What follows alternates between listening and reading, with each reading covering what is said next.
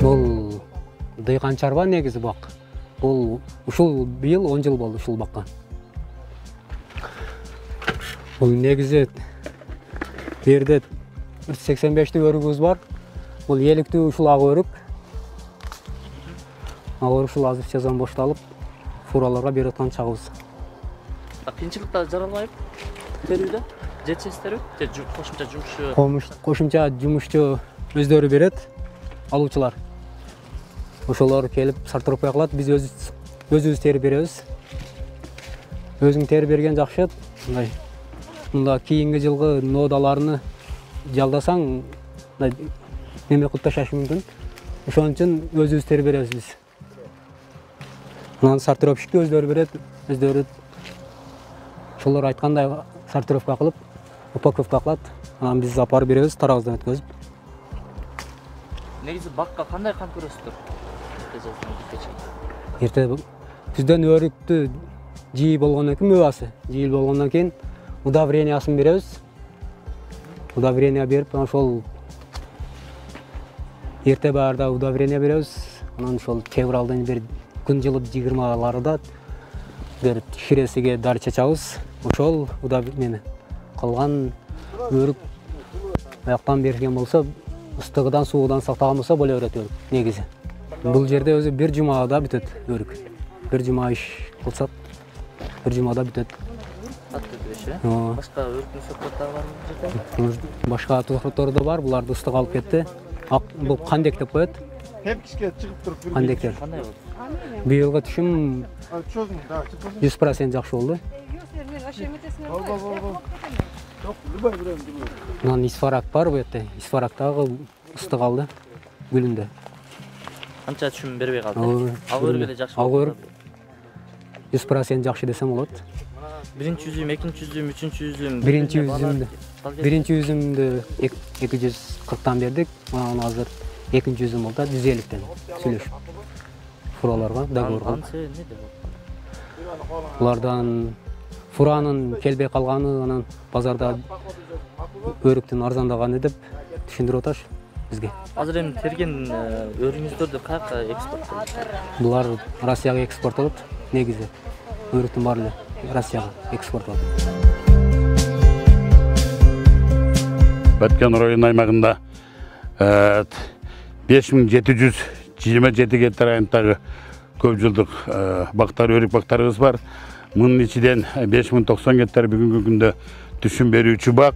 Мына өзүңүздөр азыр көп болуп, дархан талаалардагы өсүп турган өрүктөрдү көрүп турасыздар. Бул негизи ашкана сортундагы ерте бушучу абрикос сортунун өрүгү болот.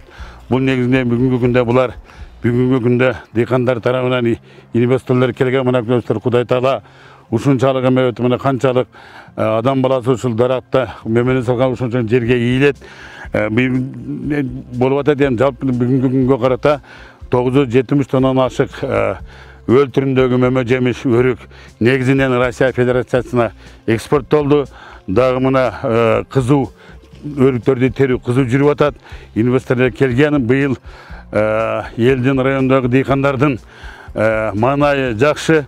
Алды 201 килограмм өрүктүн өл түрүндөгү ыстылой сортунда мына көрүп турасыздар 240 сом. Арты 50 сом болуп дыйкандарды кубандырып турат. Баткенде 10дан ашык сорт эгилет. Негизги жергиликтүү бийлик мына азында көрүп тургандай бул эрте бушучу май айында болот. Булар жанагы курага болбойт. Майдын 25-леринен баштап июндун 15-20-сына чейин неме кылат. 10дан ашык сорту бар. Буюрса бардыгы эми негизги семеде турган кайра иштетүү ишканаларына салдырышыбыз керек. Жок дегенде мындай бергек болбой эрте бушатан өрүктөрдү экспорттелип тандап сортуна жараша алып келип атат. 50 сомдон 240 сомго чейин эгер ушундай кылганы кайра иштете жакшы болот эле. Ошон үчүн эми ишкерлер болсо, завод фабрикаларда жакшы болот, эл жумду колдойт, жанагы тапшырылган продукцияларды жанагы сорт эмеде өтпөй калгандарды согуна алып кайра иштетке кылсак болот да, Шматбетов. Негизи 10дан ашык сорт эгилип эме кылып атат.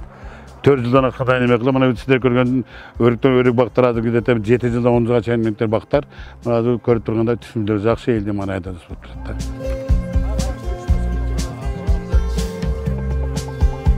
Былтыргы жылы өрүк жегенге эле болду. Азыраак эле бир 200-300 кило саттык да, жегенге ылайыклуу болду. Анан быйыл жакшы болду. Башка жерден багыбыз барды, бир 3 тонна тапшырдык. 240'дан тапшырдык onu. Birinci üzümde. Birinci üzümde. Başka yerdeki bağımız suyuqrak boldu, mövası çoğ boldu. Anam biyette hazır üzüp atabız bağımızda. Hazır öte köp salıptır, salmaydarak boluptur. Anan elde daha tegiz pişip kaldı. Anan örük köbeyip kaldı. Baştap kelgende 240'dan sattık. Hazır endi 150 bolup kaldı, salmaydarak. Anan elde tegiz pişip köbeydi da. Kıyınçılığı yok. Baldarım üzüp bersele biz mağınday bir kırılganı, irigeni olsa tirgep taştayız. Kıyınçılığı yok munda. Yani bizden alıp satıp algandaram jakşına kılıp satış gerek. Satıp üzürünü, akçasını körüş gerek. Bizden nanımız halal boluş gerek, taza boluş gerek. Bu yıl öte jakşı oldu. Mana körüңüz, hiç çegiriyem yok. Taptaza jakşına. Tunuk. Örüktörü jakşı bolup atat. Bir ayda sözüm. Hazır şul iyinin biriden beri meme kılıp atabız, terip atabız. 15 gün, 16 gün bolup kaldı terip tapşırganыбызга. Kıyınçılık yok. Mantığıyla baktın sayantagıda tizip berip atabız. Kıyınçılık yok. Aparıp ele balam tarazıga koyot.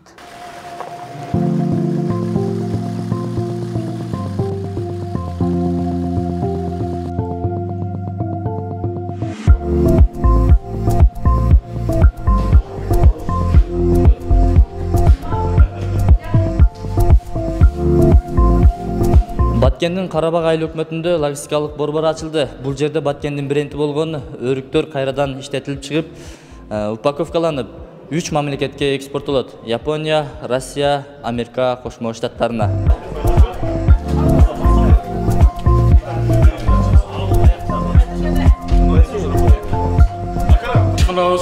Алыштан органик айыл чарба кооперативи.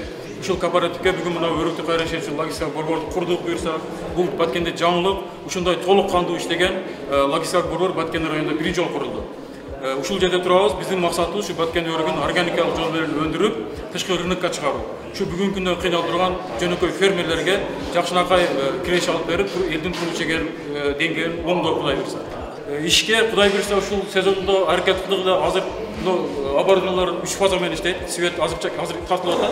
Ушу келгенче азырынча туруп турабыз. Бул жерде жалпы биздин кооператив мүчөлөрү иштейт. Андан сырткары жыл бою иштей турган 20 кыз келиндерге жаңыдан жумуш орду аралашат. İşte başta elek de şunda. Иштеп баштап жакындашат ошол. Азыр курулуштун бүтүүсү 95%га бүттү Кудай буйрса. Объем Kaysı örgünü eksportçısınız? Азыркы мезгилде биз ушул органикалык өрүктү өндүрүп, эл ара сертификат алганга жетишип келдик. Азыр ушул органикалык өрүктү Россияга, Америкага, Японияга бир-аздан чыгардык. Алардан азыр талап күчтүү келишимдерибиз бар. Буюрса, кийинки жылдары ушул 3 мамлекетке толук кандуу чыкканга аракет кылабыз. Экспорт кылганга толук кандуу күч жетет. Себеби буга чейин биз бир-аздан кылып келдик. Ал эми бүгүнкү күндө Кыргызстандагы негизги көйгөй бул ушул жанагындай сиз турган экспортто жана объем сурайт. Объем кылынбагандын кесепетине биз экспорт чыга албай келгенбиз да. Бүгүнкү күндө ушундай логистика центр курулду. Биздин мүмкүнчүлүгүбүз 1,5 миң тоннага чейин кургатылган өрүк ушундай иштетип экспортко чыгарган күчүбүз бар. Канча убакытта 1,5 миң? Bir yıl içinde. Bir yıl içinde. Ошол учурда буга чейин органикалык өрүк өндүргөндө бул көйгөй болуп келген, бул сактоо боюнча. Себеби жанагы органик болгондо химикат жок дагы, жана курт түшүп кеткен да. Аны биз бүгүнкү күндө жолун таптык, бул холодильник хранилище сакташ керек. Ошондуктан биз бул зданиянын астына подвалды холодильник хранилище кылдык. Кудай буйрса ошо сактап туруп, органикага толук жол ачылды.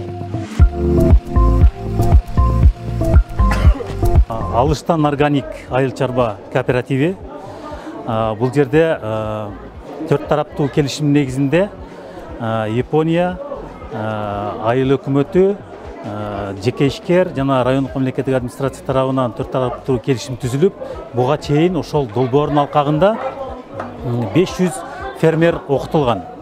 500 фермер окутулган, ошол фермерлер азыр органик продукцияны даярдай турган мондай ящиктерини, башка каражаттарыны азыркы учурда алып жатышат. Бүгүнкү күндө биздин райондо өрүктүн алгачкы пыша турган сорту пышып, ал Россия жана Казакстанга экспорттолуп атат. Бирок бул жерде кайра иштетиле турган өрүк пока пыша элек. Ал 10-15 күндөн кийин бул жерде ошо өрүктөр кабыл алып, ушул фермерлерден кабыл алынып, бул жерде жумуш жүрөт. Ал долбоордун алкагында бияка жана оборудованияларды көрдүңүздөр. Япон өлкөсү берген, ал Япон өлкөсү бул өрүктөн кайра иштетилип, даныдан алынган майды ошол Япон өлкөсү өзү ала турган болуп келишим түзүлгөн. Ошондо өрүк эмес, өрүктүн даныдан май чыгарып алып кетет. Өрүк дагы кайра иштетилет, ошол кала турган өрүктүн данеги бар го, данеги. Ошол дагы кайра иштетилип, май чыгарылып, Япон өлкөсү өзү сатып алат. Мен алып кетелем да.